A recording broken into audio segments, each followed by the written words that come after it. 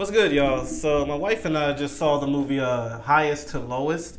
It's an Apple exclusive right now. It was in theaters, but it was for a short amount of time in minimal theaters. I was trying to see it in theaters, but where I'm around, they didn't have it, so I had to go like an hour away. I wasn't gonna do all that, so I was like, I'll wait till it gets to stream, and then it sure enough did. It's on Apple. But yeah, it's a Spike Lee joint with Denzel. Him and Spike are back at it. I think the last one they worked together in was Inside Man.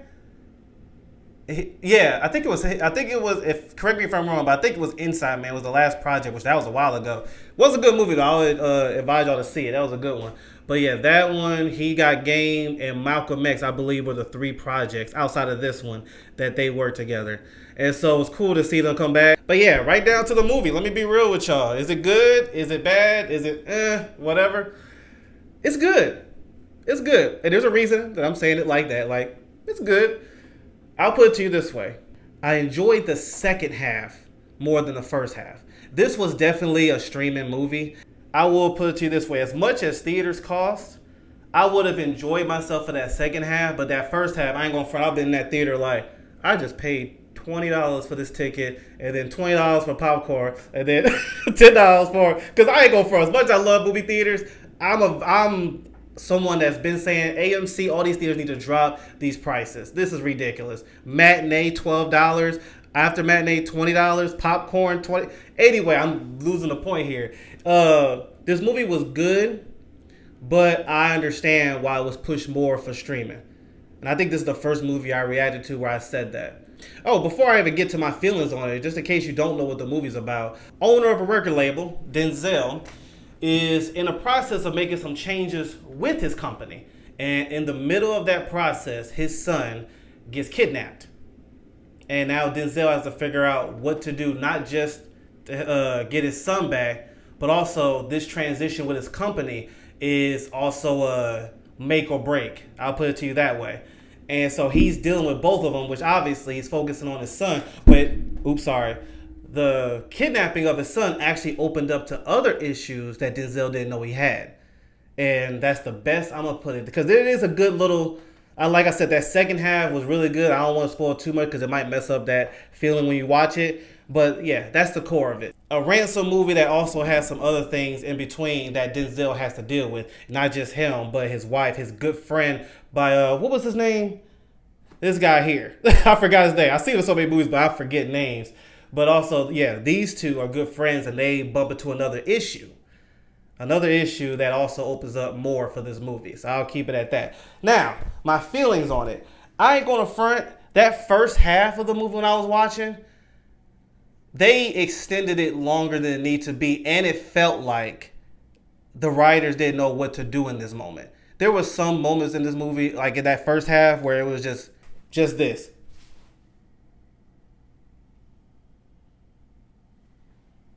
It's like, is something about to happen?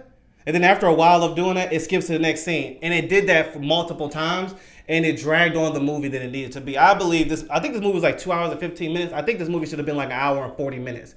Hour and 45. Because that 30 minutes at that first half, like 30 minutes of that first half, it seemed like Spike didn't know what to do. Or he just wanted to showcase New York because this movie is stationed in New York, and we know, if you know Spike Lee, you know he's from there and he's with the New York Knicks. He's in the court side and all that stuff. So maybe he wanted to give more shine to New York in the middle of the movie.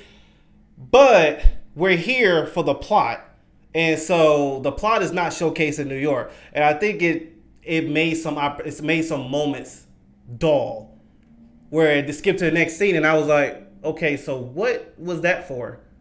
I was like, okay, maybe. And I told my wife, I said, maybe it's meant for something later. And then in the movie, it doesn't call back to that opening. So it had that in the beginning, the first act. Outside of obviously introducing the characters and all that stuff, the background. But that second half, it did a really good job for performances first. Because let's be real, Denzel is great at anything. He was great in this one. I love his swag. I love his attitude. Someone said he plays the same character. For the most part, I agree. But I'll say this all the time. I say this with him, Jason Statham. People complain about that with The Rock and all. If it works, I am not against it. Denzel sells that character. And does it act like Denzel? Sure. But I'm not against that. He does it very well. He's very cool, but when he needs to be serious, you believe every word he says. But yeah, that second half was really good. Great performances, and I gotta give a shout out to this actor, ASAP Rocky. ASAP Rocky and Denzel had these two moments in this movie. These two moments. I'm not gonna tell you who ASAP is. I don't want to ruin. Well, did the trailer spoil it? Just in case. I'm not going to say anything, but ASAP's a certain character in this movie. And Denzel and ASAP meet twice in this movie.